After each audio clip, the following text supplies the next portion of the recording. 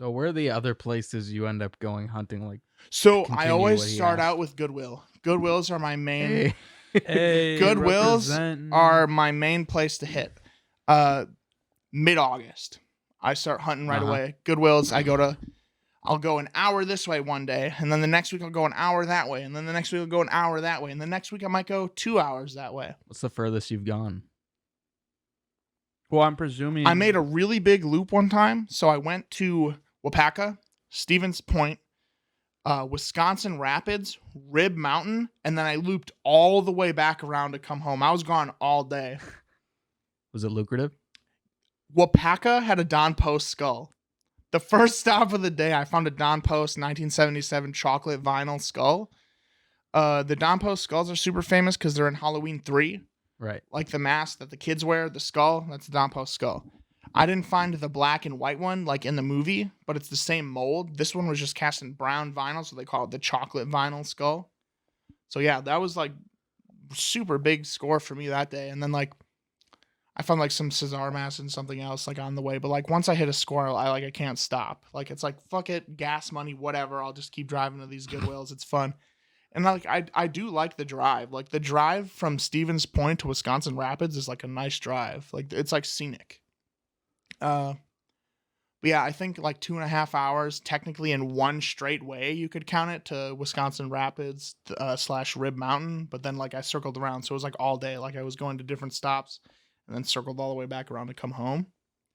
But yeah, I definitely start with Goodwills, and then Callie will check like some Bethesdas, some other thrift stores. But like we're in like a dead zone for costume shops. There's like no costume shops around here. And like the ones that do exist are either closed or they're like appointment only and they don't answer their phones.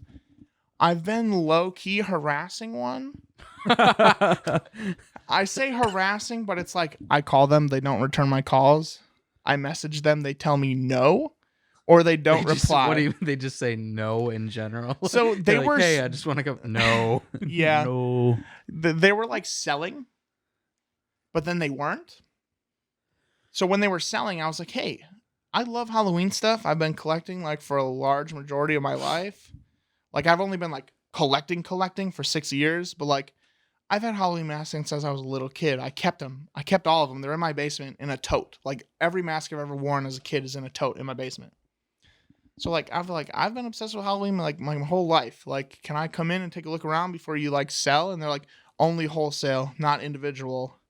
I was like, I can make it worth your while. I'll only be there for like an hour. I'll dig through your stuff. I'll pay you fair price. Like, but no, they weren't interested. And then they weren't selling anymore, and they were gonna like reopen the store, like for rentals this year. And they're like, only by appointment. I was like, hey, I'd like to book an appointment. Nothing. Hey, I'd like to book an appointment. Come in, take a look around, maybe buy some stuff. Nothing. So I started calling because I have a phone number, and they said, call, leave a message to book an appointment. Be like, hey, my name is Will.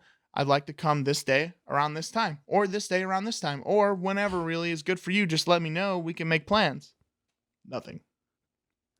But they like update their Facebook page and they read my messages. So like, come on. Yo, they don't want the business. I'm trying to give you money, but you won't take it.